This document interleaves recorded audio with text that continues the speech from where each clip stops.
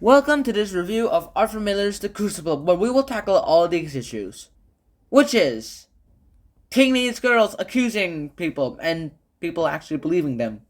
Salem, commies, FBI Director J. Edgar Hoover, McCarthy, who's still controversial to this day, and an actual crucible, not the book, the piece of lab equipment. You know, the kinds that's used to store molten metal, aka lava. And so, let's get this review started. So, what is the Crucible? Now, obviously, you might want to know what a crucible is. It's not a made up word, is it, like Hogwarts? Well, as I mentioned earlier, it is actually the meaning of a scientific equipment, actually more of a blacksmith equipment that is used to store molten metal. It was used in the olden days and is hardly used nowadays. But there's also a second definition towards this as well too. It basically means a hard test, not the kind, like not like the school exams. No, no, no, no, no, no, no, no, 999. No, no, no. What I mean by that is like those kinds of tests that you have to pass to go ahead to fulfill some sort of goal or something of the sorts to go ahead and get your end result. The Crucible is just basically a book where you go ahead and learn a bunch of things and a lot of more other things as well too. You get to learn about the McCarthy area, and during that time it's also known as the Red Scare. Also, McCarthyism is kind of outdated, and so lots of people nowadays still call it Hooverism. And you know why they call it Hooverism? Because of this guy. Obviously, he was not among one of the most popular guys in America, that is.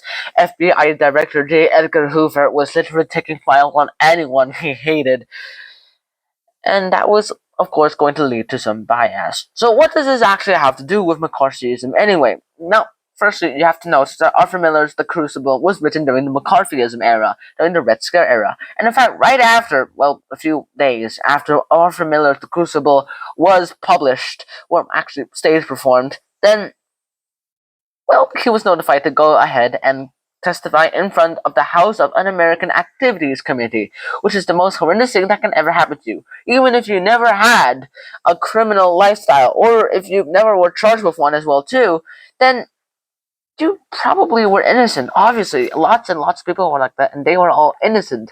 However, you could still get in front of there, and if you didn't cooperate, or just given the answers that they wanted, such as names of potential commies, well then you could list you're getting fined, sent to jail, and even blacklisted in your field of work. That is never a good thing in science, people, and this is obviously an abuse of human rights and human power. No one should be able to do this, and especially nowadays in this 21st century with the rise of artificial intelligence and other things as well too.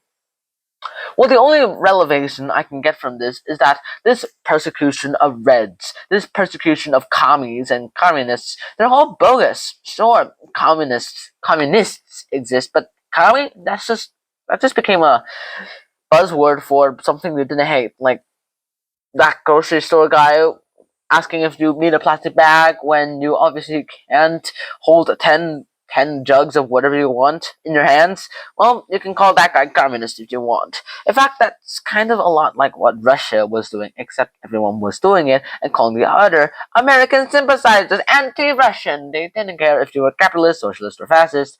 Even if you were any one of them, and you were not communist, well, boom, you're dead in Russia. But here, if you were communist and you were anything else, well, except fascism, then you were pretty much doomed. Honestly, the threat of communism on America was obviously real. Yes, it was a real thing. However, it was a pretty small thing as well too. Let's imagine this in terms of America real quickly. So this is the land of the free, and there is a lot of us that can do a bunch of things. The Americans were under attack against a Russian bear. And that bear was probably people imagining something like this. But in fact, it was more or less like a teddy bear. But the reaction to it was very overreacted. And so it in fact did more damage than it actually solved those as well too. In the end, what everyone could have done was just repair all that damage in there, take away the guns and everything, and stop thinking that people were like this, but instead were like this. Obviously, this will happen again someday in the future, especially sometime current.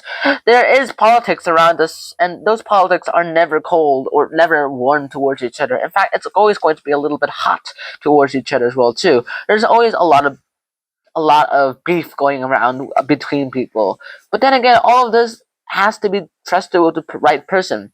If you give the power to the wrong person, well, then you put yourself in a doomed situation. But if you make the right choices and not get manipulated by others who really want that power and don't plan on using it for good, well, then you can actually hold on to that power for good as well too. There's a lot of people in this world who believe that, hey, maybe this thing is not such a good idea, they still do it because of uniformity. They want to conform.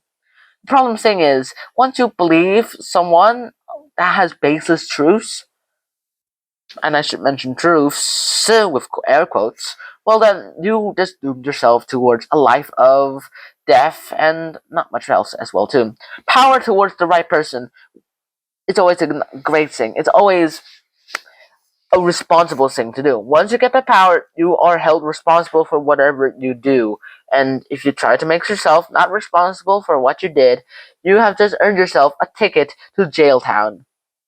So what do we do in a modern world like this, where tolerance is, well, not higher than past, but still not too high enough as the SDGs want you to?